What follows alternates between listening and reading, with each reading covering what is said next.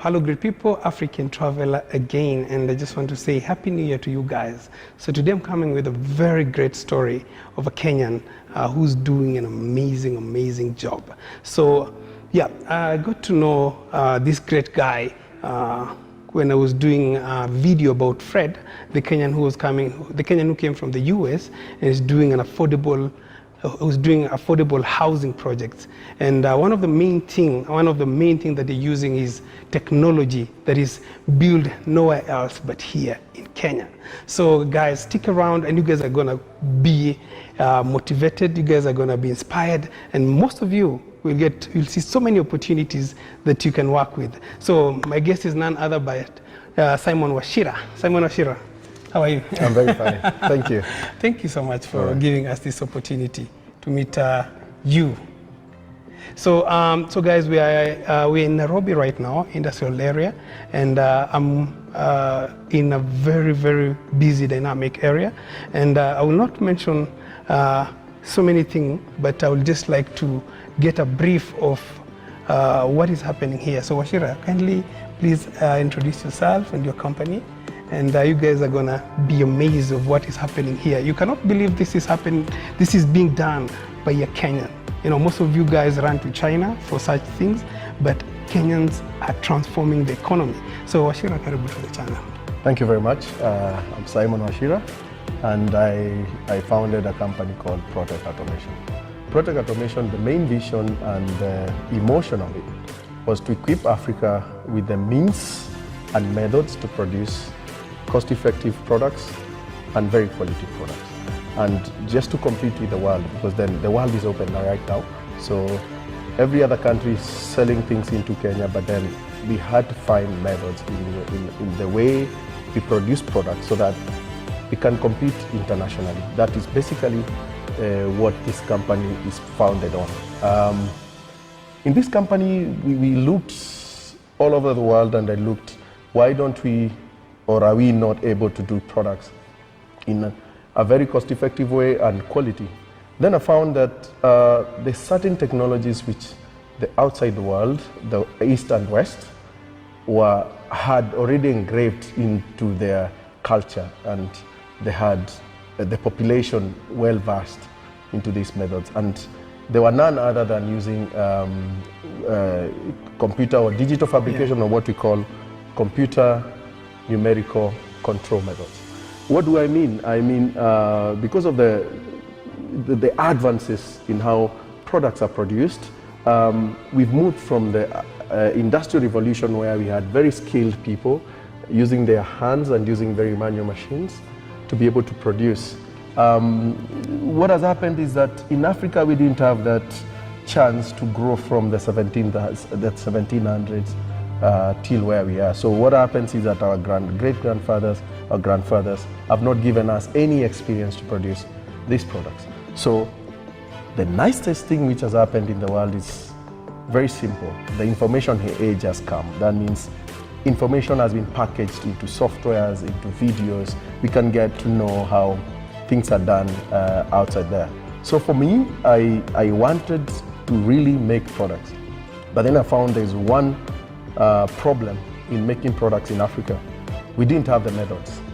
We had the people, we had the bright people, but then we didn't have the methods. And because we didn't have the methods to make, people did not have the experience. So I went the deep end. I decided to make the methods where equipments are involved, people are involved, and softwares are involved. These are what we call distribution panels. They're used to run factories. Yeah. There is what distributes electricity to various machines if your factory is big. Of course, you won't see this in households. So this we make, which for factories, and we call them enclosures. Inside they have your wiring, how you want your power distributed to various machines, how you want your motors to start, if it is a production line. So we do make those because we can. So there's a machine here. What is this? So for these ones is there's an ongoing project where we are trying to help small scale. We were trying to make machines to do small scale sanitary pad production through some research organizations. So us is implementing the ideas, and for people in various remote places to make their own sanitary pads. Wow, I remember this is what I came to see here. The panels. So apparently most of the people buy it from China, and as per what Fred told me, this was like a mind-blowing just to know that somebody can do it here in Kenya. So it's like a great savior. Yes. Again, this is great partnership we have with the real estate sector. Yeah. And for us, we are very excited to be part of among the first Kenyan company to produce what we call precision concrete panels. And the panels, I think from the other video, I think people understand that. As I explained, is that the world, we are behind, but the world is ahead in this technology, meaning it produces houses rather than build. So these panels are combined to take a shape of a house. This is just part of the panels.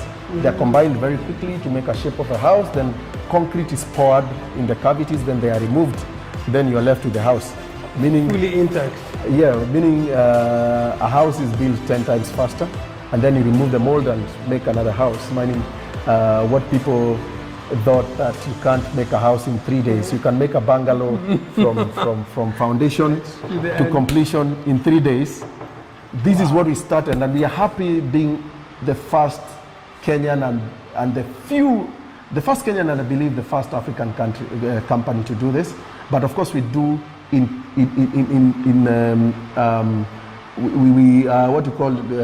partner with companies which are good in construction, because we are not a construction company, and because we have the knowledge and it can do something. So we partner with people with the knowledge of the market. Yeah. We design what really works for the market, then they run the business. For us, we run the production. That is the way we want to go forward. Collaboration. Yeah, we might be in real estate, but we are not the ones doing real estate. There are people who are good at doing real estate business, but we are good at technology. Meaning they have the best ideas in real estate, we haven't. We don't have the monopoly of ideas, but we have the methodology to make the ideas come true. Exactly what you said about the Ferrari. Somebody sketch. Yeah. And they bring to you, okay, this is what I want. Yeah. And to you is like, how can it work? Yeah, how can it work? So these are the kind of machines you learn. This is our brand. ProCurve is this is a machine being assembled. ProCurve is our brand, is our woodworking brand. This machine is used mostly for doors, carving those nice patterns you see on doors, production of doors. You can do carving. You can do actually full 3D carving with this. It can do quite a lot. So the doors these days, you don't need somebody... Yes. And signage. If you go to Kirinyaga Road, downtown, you find a lot of these machines. All your signages on the road come from this machine? Yes. And you manufacture them? We manufacture. This we manufacture 100% here. Wow. 100%. This has been our brand. It has been... actually, it is the first brand we started with. It's called ProCurve. ProCurve. M3500. I think the naming I started the naming when I was about 35 years. That's when I started branding. I started doing it before, but then the 35, the numbering I started from the 35. I get the idea. Yeah. Very interesting. So the M means different versions of the electronics. So this is our brand. Nice. This can cut any machine, so any metal. This is a CNC lathe, a big one. But then I have a lot of history of how I acquired this machine now. I would like to say These machines are expensive to acquire. We don't manufacture them. But then, for us, we acquire them at 10% of the cost of purchase cost. We have a methodology how, and what we say, we do retrofit. There's a lot of junkyard of these machines in Kenya. Most people go for ex-UK, ex-US, whatever. They go buy. There are people also who have passion in automation. There are a lot in our country, but then they always make those mistakes because of knowledge. They buy older equipment, which most of the times don't work here in Kenya. So they bring it the expertise is required, and the expertise is that old guy who started in 1982. That is a person who was running that machine. So for us, we acquire them at throwaway price. We retrofit. We actually put new computers. We retrofit. So you remodify it? We remodify it. Like with your own expertise? Yes. We have expertise, our engineers. We remodify, we run it. We run it, and we run it as if it were new. And we put new computers, new softwares. Probably this machine never ran any software. It ran very old. So that's what we do. So on this level, that's what we also, that's a business we are doing. We are telling people, if you want to go in this, instead of buying this machine, this machine is worth about 10 to 15 million. Wow. But we have just spent probably 7% of that. Go. Yes, about 7%. It's a crazy saving. Yeah, because when this machine is not working, it's useless. It cannot be used manually. It can only be thrown to scrap. And when you sell it as scrap, it will not. It will not attain that because it's mostly cast. So these are businesses. That's how we acquire this kind of equipment. The equipment we have no capability of manufacturing as well. We modify and modify it. Same to this. You digitize it. We digitize it. Yeah. Same to this. So this machine does only turning. All your circular, all your bushes, all your doorknobs, everything which is nicely done and it's circular. It can do also molds for doing ceramic utensils. It can do molds for, it can do tooling for punching. You can do a lot of things because everything has a small pin, everything has a pin, whether it's your seat, your car. Yeah. So this machine is very useful. It's very useful. But then it's automated, as you can see it has a computer. That is our thing. We mostly, this is an additional value addition that you did. This is value addition we did. Wow. So we run all our machines on a computer. And this computer is connected to the designer's computer. So everything that is done there just to tell go to this machine. So like a printer. Yeah, so that's how we run it. So this this machine did not have this kind of a computer before. Actually, this machine had what we call a punch tape computer. What is a punch tape computer? Are those computers which run a program out of a paper punched holes. This was one of the machines. Very old school, eh? Very old. It ran those. They were not even computers. The first computers ever to be made in the world. That's what was running this. Wow. And it's a Japanese machine. So for us is to look at it and say, this is the way we want to run it, then automate it. So we call that retrofitting. Again, we also buy this machine old because as a company, why spend more while I have the knowledge to make what I want from less? So I'll never buy this machine as new because the world has a lot of them lying. And the good thing is that the Western world, because of their policies, they would rather buy new than retrofit. But in Africa, why spend more money? While I can get exactly what the European they call it the latest one. Yeah, I can get the latest by just doing retrofit here. Exactly. And it will do exactly. Even if he sends his file from here and sends to this machine, it will do exactly. Do exactly the same. Yes, that's why I'm telling you, we have to get brighter. Wow. Yes, because then I need this machine to produce. Why spend 10? I can spend 1 million. Wow. And leave the other money to employ, to pay my engineers to produce more. Okay, or develop more items. This machine is what we call a CNC mill. It's a tool is an automatic tool changer. Automatic tool changer means it automatically selects the tool by itself, depending on how you set in the program. Design. This is a very useful machine in the world. Without this machine, nothing else can function in the world. What do you mean nothing else? Nothing else. It is the one which makes tooling for your buckets. How do you think plastic is made? The mold which is used for making plastic produced from this machine. Your sole of your shoe, the mold which is is produced by this machine. Whatever you think, the mold which is used for cutting metal, this machine makes parts for all the machines we produce. What? So this machine is very useful, and it is a support machine, and you can't do without it. Any country cannot do without it. It is the one which makes tooling for cars. Of course, not as small as this. There are bigger machines for making bigger tools. Yes. So this machine is so useful. In car industry, this is primarily the machine which makes the tooling. There might be with robotic arms or whatever, but the concept is this. Actually, it is this. It is the same. The software I have will work with a machine which is in US. It will work with any machine. So the thing is this is very important. It's automated. That means if you want to make things like a sufuria, the mold for like knocking basically a sufuria, everything. Anything. If you want to make a spoon, I just need to produce a mold here and take to that machine.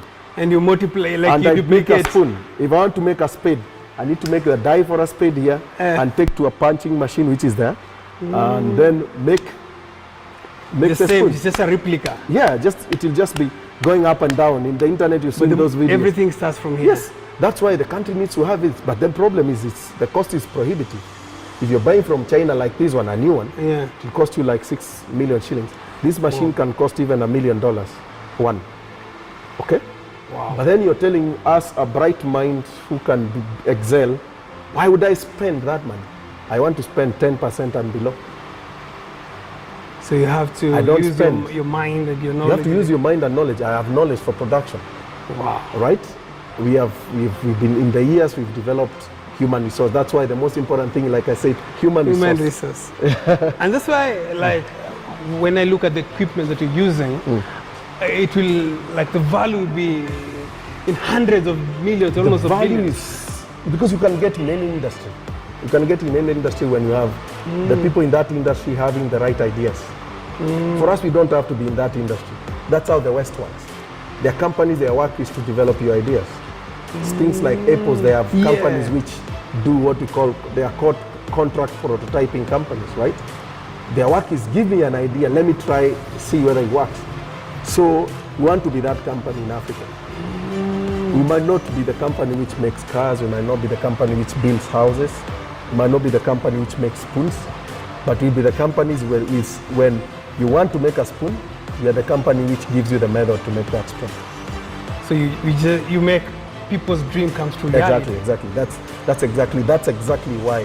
That's why you say our vision is to equip Africa with the methods and equipment to produce products and quality products. So going on, this machine is very useful. This is what we call CNC pipe bending. Its work is to, you see those nice seats you see in your offices with curves, very well bent. These are the machine which produces exhaust pipes for cars. It is the one which will bend to the desired. So this just it basically works in carving. Bending pipes. Oh, bending pipes. In where you are desired. These motorcycles, this is a machine which will make motorcycles. All your tumors, the bent pipes, this is the machine which will do that. You just need a designer. You just need a person who knows how to design a motorbike. So when you can design a motorbike, I can make it. That's very important. Very important. You have to have the right equipment you have to have equipment to do all those things. But we need that person who comes up with the concept. This machine, again, this is what we call a power press. It's a press, but the way it works, is that it presses according to the mold you have. For example, the die it has is for punching holes. So it has something for just if you put a piece of metal, it will punch holes in that pattern. So cars, are exactly made that way. But they have bigger machines. Oh, So if I have a mold with the shape of a car, or the shape of a door of a car, I'll put in the sheet of metal and just punch once. It will come out of the shape of the door. The door. And you So just now do the you same just need now. someone who knows how to think on how to design that, cuts on the CNC milling, and just brings here. So you might go to other countries and see this machine and then buy it, then forget the designer is the most important. Then it will never make sense. Juakali have a lot of this. But In Kenya, we have. Oh, they yes, have a yes, lot of these this. machines are there. But who is lacking? The person lacking is the designer. And that is the things they don't consider as He's important. a designer. If I want to make spoons, I just need to throw a piece of metal and then they come out cut. It is a machine But you which need will to cut. have that design. You need to have the die, which is designed by a designer. In developed world, they call them tooling engineers. In Kenya, you won't have that name. That's a very new We word don't have for me. tooling engineers. Tooling engineer. So this is another brand. It's called a Procut.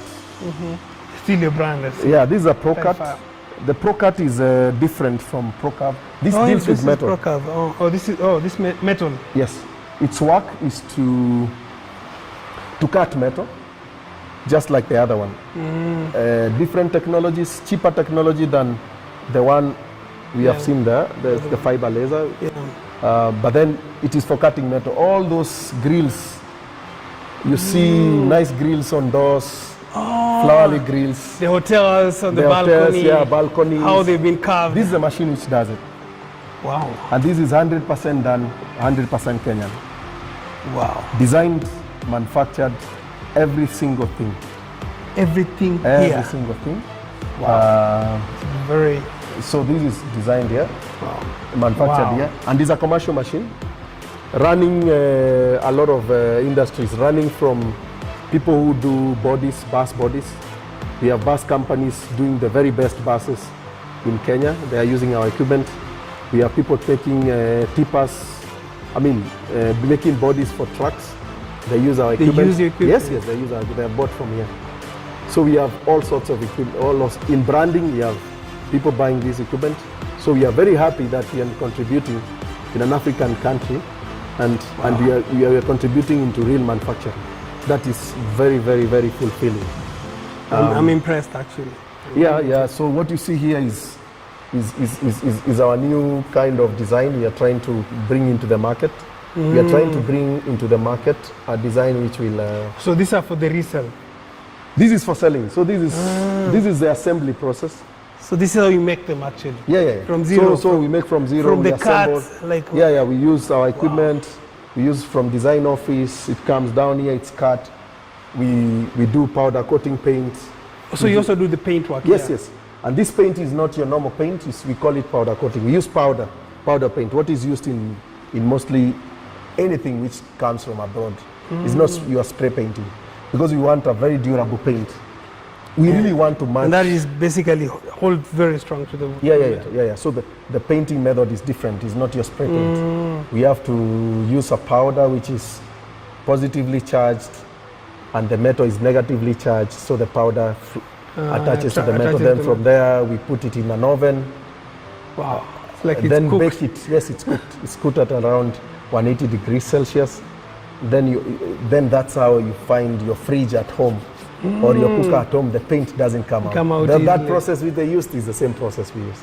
Wow. So then this is another history to be made here. We want to make a machine which now really competes with the price of China. Oh, this one. This will be launching, and we'll be launching it in downtown. So we want to launch with the Juakali. So we already have. So this will primarily be sold in places where they're price sensitive. So we've taken time to make something cheap is very complex, by the way. You have to go through. So for once, we really want to really beat China. Those people go to China. Those people agents for China. Those are the ones we're picking. You're saying, you're selling a machine from China because it's cheap. Yeah. Why don't we give you something which competes with that price? And let's do a demo downtown, and let's have a center there. Let's see. Then let's make a very high quality product. That's how we're thinking. So we do design, we assemble here, then all that. That's very exciting, and that's why we have to have all those equipment. This is the big equipment right here. Is what we call a turret punch. A turret punch? Yes. So what does it This do? is a stylish version of that. Oh, the other one, the green one. Remember, that is not very, that's not computerized at all. It doesn't need to. But this is very computerized, meaning it takes your sheet and punches. You make the dies the same method, but this has several dies. Instead of using one, it has like 32 of them. Oh, so you can do multiple at once. Yeah, it can do not at once. It can change the tool. When you want a die which is square, it changes its punches. When you want, changes punches. So this is like huge, this is like a stylish one. Not that the output will be, but it's a stylish one. So that means it is a non-flame cutting machine. It uses a tool to cut. These two use a kind of a flame. Not really a flame. It uses plasma. Plasma is certain technology. The fiber laser uses light to cut, but this one uses actually shearing. Actually a tool to cut. So that's a difference. So we have to have versions of that for us to be able to produce, because for us to support the industry, we have to have the equipment to fulfill the methods, right? So over time, we'll be accumulating equipments for certain methods, and our sole purpose will be to support people who are going into manufacturing or developing, or that's where we come Just in. improving on the efficiency, especially like you said, Juakali. Yeah. If in case, let's say, you need to make you have a contract for 100 doors. Yeah. It's something that you can do in a single day. Yeah. But if you have fundis, to do 100 doors will need like 20 or 10. So and you'll always be milling around there. There won't be development. That's why doors from China are still selling cheaper, and they look very well finished. But they're using even lighter material and all that all that. But then we need to move our population to that. I know there's arguments saying that when you automate in Africa, because Africa they live below $1, that you'll remove all that work from Africa. But the question is, it's already if we don't do automation, that work will never come to the African person. It will never employ a single person. Because most people now prefer So it will leave, China, right? Already. So why don't we bring the manufacturing here, then start thinking about the human resource, then start thinking about the labor intensive. If works are not here, if you're not making any car, then we can't employ our engineer. We will have the artisan who can only employ a very few. He can only do a very small business. All right? Really? Why don't we bring the business to Africa first? We have to bring the business to Africa first, then have the next conversation about how many we employ. Not the way people make those arguments that we have to do labor intensive. You do labor intensive, then will you make a car? Will you make a Uber? No. Bring the factory first. Bring the method first. Wow. Then when we have the method, then we say, okay, we need to employ more. So that argument, whatever scholar who is arguing like that is very academic, and it can never work. First of all, the business has to come. Manufacturing has to come first. Yeah. Because the minute we don't have it here, we'll always take it from somebody else. We'll always buy from out. And we will lose. Our country will have to fetch more dollars. Our country will have to fetch more dollars to sell to us for us to buy to China. So it's not a brilliant idea. So our thinking, we have to use these methods, digital methods, digital fabrication methods. That is the only way. That is the only way. And there, nobody can convince me, no single kind of literature can convince me that there's any other way to make manufacturing come back to Africa. There's none. It's true. I would like someone to show me how. No, they say if you don't adapt, you will you'll go to extinction. So majorly what I want Africans to get is we can produce exactly the same products as East and West, just because the information age is here with us. All that experience from the 1700s to now has been packaged into software and digital material, meaning as long as I understand the principles of how things are made, I can go and sit, take coffee, do everything on a computer, and then produce it with machines which understand the computer. And for example, every vehicle which is produced, every plane which is produced, shoes, every product you think about has been produced by this method.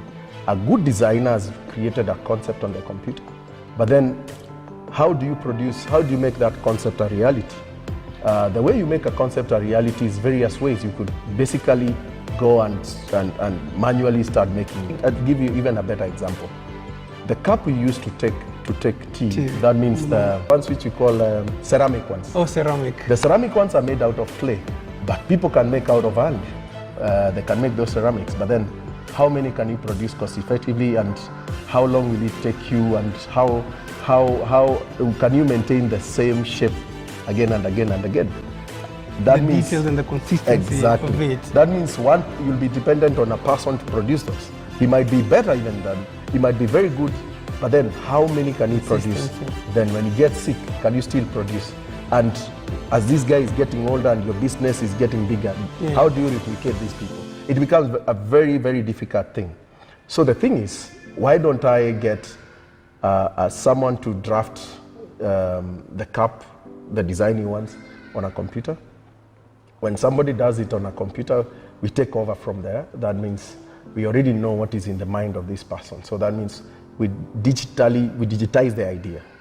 Digitizing the idea doesn't just stop there, because when we digitize, we can see the idea, but then we need to make it happen. How do we make it happen? But that means we have to make certain molds which will produce that cup. But then how do we produce the mold? That means in this era, it is possible to create concept and create the data required by certain equipment to produce the exact mold as you see it and as you know it and as the measurements are. That means a very ambitious young person has no barrier right now to production, as long as the market allows him to send his design. But then, while in Europe that is easy, in Africa, there's nowhere to send that design. So this is exactly what I wanted to start, and that's what I started. It has been a journey, but then I looked around. I wanted to digitize my ideas and send them somewhere. Somebody produces, sends me back. I tried to do that, a bit prohibitive, so I decided to go not only to create the method, but the equipment, the computer numerical equipment. And then from there, we went to develop the human resource required to run this equipment. And so everything right now, it's run from Kenya? Yes. Like you don't like send a design to a different country? No. Wow. So no. And for me, that is what I believe, that like what you said, that doing the same design in a volume, like in volume. Yes. That is where China is beating so many countries. Yes. Because right now, in my village, I remember a grandmother used to make pots. Yes. But it was by hand. Yes. But right now, Chinese can make you 100,000 pots in a blink of an eye. Right. So, like there's a journey that you came to a point where you are right now. Like we just want to know, like Protec has been here for how long? Protec has been here since 2011. 2011. Yeah. So that is roughly 11 years. Yeah, it was there 11 years. It was there before, but incorporated in 2011. In 2011. Yes. Yeah. So I would want to get like the basic. Like, did you like study abroad just to get to know you? How did you start? Like, just a brief history of before, like Protec. Yes. I think what I would say, I was a very curious kid from my childhood, and I liked making things, and went through school. But I knew what I wanted very early in my life. I actually knew what I wanted very early in primary school. I knew I wanted to become, I wanted to make houses, because that's the only thing I knew. I wanted to become a civil engineer and architect. But then I went growing, I still could draw very well in primary school, went to secondary, went to university, So all this, your education system has been, is it been abroad or here? No. Everything I've done in Kenya. So everything you've done is in Kenya. So that gets to prove that our education system can really help in a big way as well. I think we have everything we need in education system. What we don't have is exposure to actually know what we are learning can be useful. Okay. And the exposure means we need people to motivate other people. I need to grow up knowing that I want to be like that person who did this. He learned this and is able to utilize it. That's what we lacked while growing up. Yeah. And while I knew houses, growing up when I went to university, I never ended up being an architect, ended up being an electronic engineer because I liked it. I came to feel that architecture was a bit boring because of the houses which I was seeing being built. So I went to electronics. That was something I had not imagined I would do. And when I went to university, that's when I opened my eyes, because then I was very curious, hungry to do something. Not hungry for knowledge, not hungry for school. I was hungry to do it, to do the engineering. I know people do it. Then I was a bit disappointed because we did a lot of maths, a lot of classes, but then that doing part was the physical lacking. part. The physical part was always experimental, lacking. Was always lacking, and to say short, I had to create my own curriculum on the side, meaning I did my own things, meaning I said, this will be university, but this is what I learned. That's what I chose to do. So on your side, what you did was it something that you're going to another school or just something you're doing as a hobby? Yeah, by the time we get in university, I think digital era was starting to catch up. Yeah. Digital era started to catch up. I started getting a lot of materials online. That was enough. There was enough online material. There was enough places you could go and learn, read, in practical sense. I think at that point, importation from abroad opened up. There was actually no M-Pesa, I think, then.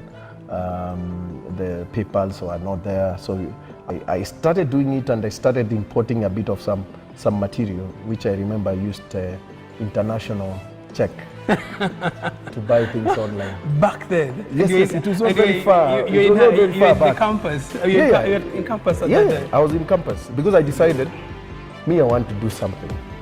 While we are going to school, while school was it's quite important. The maths, the grounding in the principles were very important. Yeah. But then I really wanted to do something. So I remember computers, I'm not very old, but then back in 2003, 2004, computers were very hard to get by. And I started learning programming without a computer because I wanted to do something. So by the time I was finishing school, I was I had done all the electronics required. I was very good in programming because I started programming without a computer, meaning I understand the basics. And this you got it online? Yeah, online. I got it without a computer. By the time I'm buying a computer, I'd actually written code. I was waiting for the computer because then the Kibaki government came in, and I remember they made the computer very cheap. Yes. I'm one of the people who benefited from the internet, the cost of internet and the cost of computer. I remember the fiber cable came. Yes. Computer was, so there was no taxation. I'm one of the person who is thankful because for that system. Yes, because then I hit the ground running, and for me, I continued making things, and when I came out of school, the only thing I could do is a software programmer. But then I was a different kind of a software programmer. I was an embedded system. I used to do drivers. I used to go where the other programmers, business automation programmers, the ones who do your POSS, where they finish, that's when I start. Meaning where they need maybe to write drivers to connect to certain devices. So I started doing that. That was very new. Still, I don't see a lot of people doing it till to date. I started doing that, and it was a good career. Grew very fast, but then I didn't know industrial was my calling. And at some point, while I was doing those softwares, I went to high level. Remember that time, I was not really a business person. I was just an interested, hungry person for technology. Just to explore. So I was doing, and I was everywhere, I was doing everything, and I was being paid by everyone, and I didn't have a company, I didn't need one. that time because everybody So, and was... you already, this is just a few years after university. Yes, a few years after I finished I hit the ground running. And you're already partnering with big companies and stuff? Not really. The first year was trying to get my footing in Nairobi. Remember, I'm not born in Nairobi. Neither did my university was not in Nairobi, it was in Egerton. Oh, Egerton. Yeah, so Egerton is still Ushago, Nakuru, it's still Ushago, so still coming to Nairobi was like getting my footing, and I milled around the universities, Nairobi University, JKUAT, talking to the professors, what can I do? I think I'm good, I can do research, I can do that. I think it's good I milled around there because then I met interested people and I used to make money out of removing viruses, configuring this. That's how I survived in the first few years. But then I met very interesting people, some of them are MPs. And I met people who had really got into the market. So for me, it was very easy because I needed a grounding. I said, I need to use your office space. You don't pay me, but I do part of your work. That was the kind of things I started in Nairobi. I started. You give me, I do for you work, but me, I'll be using your office. Where I just come to town, I sit and at least do something. That's how I started. I met very interesting people. And because of that, then I started using their names. You know, I was not really a business person. You're really smart. I was not a business person. I never knew how to do business, but I knew how to do things. But I made money how to do things. And at that time, technology was not that. So a lot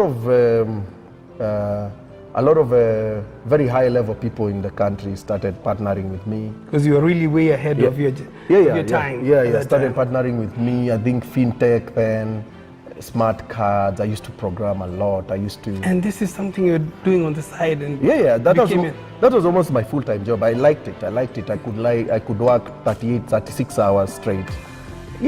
That time I liked it. And you created so many solutions. Yeah, I created so many softwares. I created a lot of solutions. I went to AI. I created an artificial vision system by 2008. The apps I see on phones, there was no smartphones then. But you created some of them back then? Yes, I created some of them back then. But there was no use, there was no market. There's no market. I remember big companies like KDN were interested. Big companies were interested or coming to me. But I was never the business person. Me was this guy who will start working. You put me in the office and without a contract I start working. All right. So I was used a lot, which is good for my development. And at some point I got a very good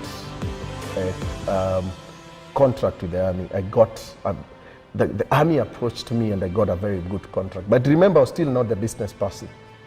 So I went to the people. I was sitting in the office and I said, I have a big deal here. I don't know what to do. The army has come. Why don't you talk to them? Because I don't think they listen to me. When they came and talked to him, they didn't want to. They said, there's a guy we want. Me, I was still sleeping at home. Then they said, you know what? We came to the office, we didn't find you. We want you. So I had very quickly to change and run to town. That time I was staying in Kino. Yeah. So they said, we want this. We heard that you can do this and that. Then I said, yeah, I can do it. So the next thing I know, I'm in an army barracks trying to check. Provide 1, 2, 3 things. But then I had to be helped by this other guy. But then we did quite phenomenal work, groundbreaking work with this guy. He was a clever guy. He was also a very sharp guy. But then that is the first time I did a very big contract. But then again, because of my contracts, I didn't know business. I ended up losing all the money. To the other guy? To the other guy, everything. I ended up losing all the money. I've done the project. I've done it single-handedly. I've designed it single-handedly. And I've done it myself like 99%. So I ended up losing. That's the first time the wake-up call. It was the way you might imagine this is my breakthrough. My breakthrough was supposed to be then. Like when the check comes and like... Yeah, like it was a lot of money. It was a lot of money. Even in this time, it's a lot of money. And this guy took everything. I finished. He supported me. Yeah, he chipped in. I didn't have money. He funded it. He funded it literally. But then when it came to payment, Like he took all the profit. no, yeah, and he said to me, there is no money. And he said to my face, I said, oh my God. I said, what? And I remember him giving me 70,000. That's all what is remaining. And I think It was a great learning. that's exactly what made the turning point. So the softwares I could not do, I could not handle my customers. I got into a bit of some depression. And then I woke up, and the thing I felt like I want to do is industrial. And yeah. And it was a turning. Yeah, that was a turning point. But then I'm coming from, I've lost all my links, all my businesses. I've lost everything literally because I couldn't work. For like 4 months, I couldn't. Like, I as you say, couldn't it was work. like Like a customer calls depression. me, I couldn't work. So I think at that point, I think, something clicked in me. I said, no way, I need to come out of this. And I looked for the first time, I looked for a job. For the first time. But the funniest thing is that I had grown so much in 2 years out of school that the only job I applied were managerial positions. Remember, I've never been employed. But your experience already. No, I thought so. Because with my experience, I just went for 10 years experience job, 7 years experience, 8 years. True to my word, when I applied the next week, I had invitation from Safaricom, from other places. And I ended up choosing the heavy metal, not the software, because then I had the software side, so companies like Safaricom will be very interested. Yeah. I had the software side, the electronic side. So I decided to get into heavy metal, and I get into a steel production company. And true, I got a managerial position. I was heading an engineering department. But then I said it in my CV, me, I'm just self-taught. I'm like, I've gained this experience, I'm self-taught, don't ask me for papers. That is what you said. Yeah, that's what I said, I have it. I said I'm self-taught. Yeah, so that somebody don't ask me for this certification, for this engineering thing. Funny, I didn't know I'd get employed, but I got employed. But then there was a big development there. When I really got employed, that's when, after getting into employment, that's when it gave me a space now. Remember my life, I've been in kind of a race. It gave me a space to settle now. Employment was a different ballgame because, first of all, I was not managing a lot of people. I was only managing myself. Yeah. So it was a different. Remember, I was only managing myself, and then I'm managing people the age of my father. Yeah. The company was a good company. It had, my assistant was actually my father's age, and all that. And then a company, I'm given that role to manage people, to manage resources, to manage a budget. So that was great learning. I think that part taught me business. That was important in my life. Wow. So it taught me that my tinkering and knowing how to tie in electronics and writing programs was not very important entirely in a business. You need packaging for you to be able to sell. I started learning because then being a manager, you sit in the actual business development meetings and all that. It was very hard, and I knew another part of me. I could manage people. I had never managed people. So it was very important. And after doing it, it was a very fulfilling job. I did very well, but then my calling was never being employment. And at my peak of my career, when the company was thinking of sending me abroad to look at their branches abroad, I had to tell them, no, I can't. That's exactly the point I stopped. And every time I wanted to stop, but then the comfort of employment was so good. I'd also had a life on the side, I'd had a life on the side. So you already have a family? No. Oh, you have something? I stayed for quite some time without a family, but I had a good life. I was being paid, I had a car, I had this and that. So that life was comfortable. Yeah, I get what you said. That life was comfortable, but it was never fulfilling to me. Every time I felt like I'm losing part of me. So when I gave out my resignation. And that is like after working for how long? 4 years. 4 years? 4 years, yeah. It's a good learning curve. Yeah, because 4 years. So after giving my resignation, everybody was shocked. I was the least person they could fit expect. in that community very well. I'd fit in, I had growth paths, I had everything. But then I couldn't. But It was not your calling. It was not my calling as such. And I never felt it. Because then I was not creating anything. I felt like, at some point I felt like I'm being paid for nothing, you know? I felt like my pay was, I didn't contribute enough because I had done enough, I'd achieved my goals, but then I had a lot of free time in employment, a lot of free time because I like working, I work. So that means I created, and I like creating systems. I created the management system. I learned how to deal with people, have people who were autonomous. I had to find a system which is not the companies because I was working with people, I wanted the efficiency in people and all that. But then I couldn't, it was a bit confining to be in such a company. While it was a good company, it was a bit confining to me because I'm confined. I have good ideas, but then there's a structure. They don't. I have good idea on the business side because I wanted to do business at that point. While I was engineering was, for me, I felt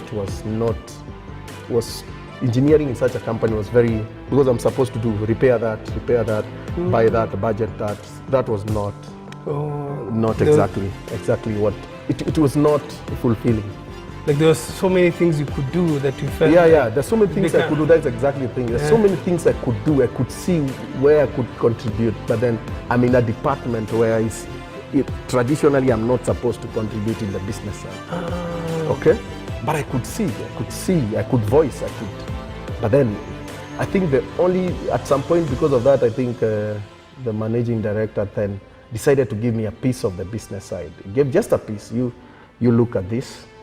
Yeah. He gave me a piece because I think he saw that. But then I decided to come out.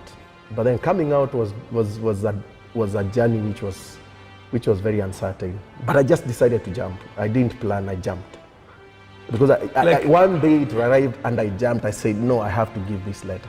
I have to jump. I didn't jump planning when. You're not doing something on the side?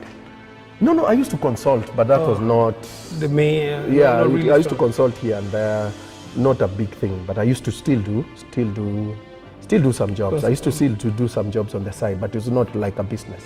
I used to do some jobs, I make some money. I had saved some money, I thought so that I would survive maybe a year and all that. That time I had married. It was a great. But then I jumped and I thought the plans I had made when I jumped outside would actually work because I said, to be safe, what I'll do, I'll go buy land, start building. Then I set up a business, I continue running, while Protec had already started. By that time, by the time I was coming out, Protec Automation was about 2 years old. And what were you mostly focused on? I focused on purely electronic and software. That was exactly what I was focused on. And I was very hungry, you know, and I did very deep things. I created products which only the Germans do for factories, but from scratch. But then the market my services were very, companies sought after me. But then I came out and I did, and it was extremely consuming to me. I couldn't get time because then I'm this company, I'm in many other companies. So I really went through that, but then the life of business never went. I still didn't understand business because doing electronics and doing technology is not actually business. How you package yourself, how do you package your processes? So because of that, I did so much work, but I felt there was no movement, and I was, every time I had financial problems, and I'm working. So you have a lot of work to do. You have contracts and yes. jobs to do. But you're just you. But I'm just me. So you didn't have a team by then? No, I didn't have a team. So the first time it was very frustrating.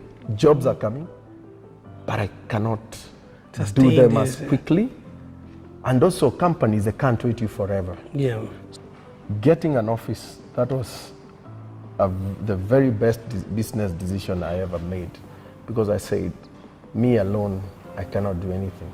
I cannot do much, I cannot make impact. I need to bring in other people. That was another journey which was started right there, because which people do I get to impact this knowledge? So, as I said, I used to be in a lot of competition as a judge. In big competition, international competition, I used to be Airbus competition. I used to be picked to So this competition for what? Technology? for technology, yeah. For technology. But I used to be a judge. I used to be picked as a judge.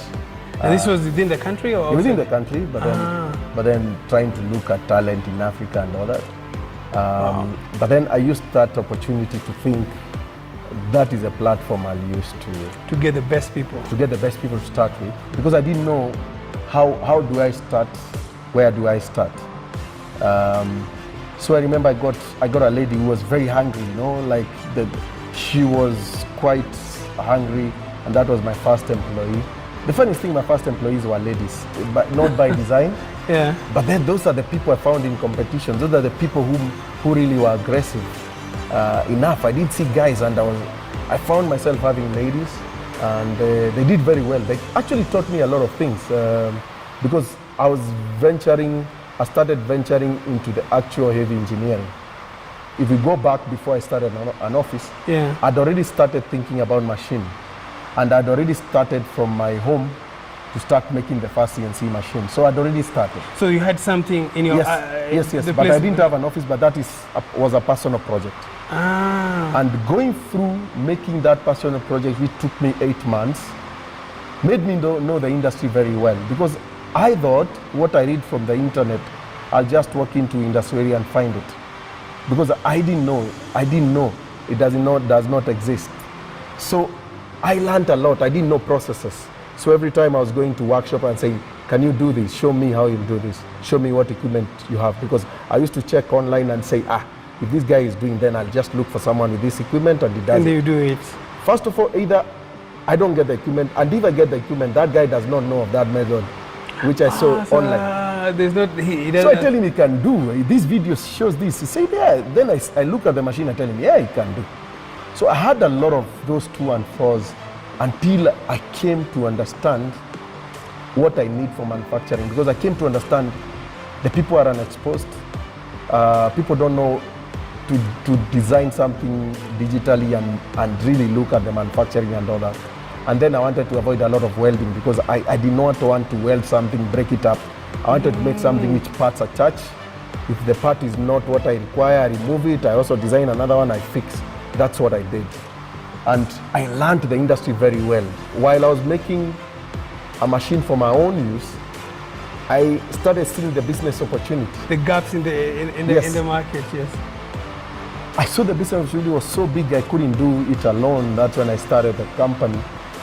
And the funniest thing, while I was an electronic software guy, my first employee was a mechanical engineering lady. Because I thought, when I went to the market, I thought that is an industry which is developed. I came to understand why we can't move is not for the electronics, because I could do electronics. Software, we have a lot of software programmers in the country. They are doing very well. In finance, we have a lot of guys in finance. Finance technology, we have a lot of guys in finance technology. So the heavy industry in Kenya was very underdeveloped, which is still underdeveloped. So I decided that I'll have to get my own design team. I could design, but not as, design needs a lot of work. And the first thing I learned immediately from my interns, they're already on the next platform. I was on an older platform, all right? They're already in a platform which made them do so much with so little knowledge. While I was knowledgeable, they were doing so fast. Then I said, wait a minute. How can it be What this are you fast? using? What are you using? What is it you're using? Then they were using like high-end softwares which they were given as students, licenses. But those high-end softwares were only done by people. The people I got were very high. They were students who were hungry. The way I was hungry then, they were hungry then. Then I found they were doing things in different ways. So I said, I remember saying, I can see we are not communicating with my intern, while I know and I understand deeply what I want. Every time we have a meeting, 1 week down the line, whatever comes out is exactly totally opposite of what I wanted. So I had to come up with a method. How do we communicate ideas accurately? So the first thing I did is, I told the intern, you have to train me on your platform. You have to train me. For you to understand it. For me now to understand, for me to know how to communicate better. Okay? Yes. Because then I saw it's a communication problem. While I understand it, it is my mind. I have the picture. You can visualize it. But I communicate the picture. What I want, the method I want, totally different. So I had to be trained by my own intern for the software. I learned how to do it. Then I came up with a method of how to use the software better. And I came up with a method I called ideation and ideation communication. So I came up with a method where we can seamlessly understand, designers can understand each other and spend little time trying to discuss ideas. So I came up, that is the first time I came up with a real method to work with a team of designers, because then it was very tiring that I spend most time thinking of the idea. I come to the designers, we spend a whole week, then we have wrong results. And you're like, what is wrong? Yeah. So it gave me a chance to actually go into the depth of how do we think ideas, how do we think ideas, develop ideas, and help as a team and understand each other, understand and be on the same page, and you're not alone. Remember, when you're working alone, you can do what you want, but remember, you have to work in a team. And this is a totally different way of working. Then I had to develop a team which has the capability of taking ideas very quickly to manufacturing. Yeah. So that was a breakthrough for me. That is what most companies can do till now. They still have to discuss, draw, then after drawing, make, then the product is wrong. So I wanted to create a method which we can discuss and be correct it from the software level. And we can know from the software level and test from the software level. Because remember, we don't have that lot of money, and at that point, you can't get investment for what I was doing. The market was that is the time there was real estate boom. So real estate was where money was going. So people like me was like, you just go to China, we don't need to finance somebody like you. So I had to find a method where I use the least money, the least time, but get my things correct the first time. So we learned of what we call computer-aided manufacturing, computer-aided engineering, and these softwares were able to help us do all that and test and do exactly what we have designed. Actually, the design and the final product are actually exactly the same. Exactly the same.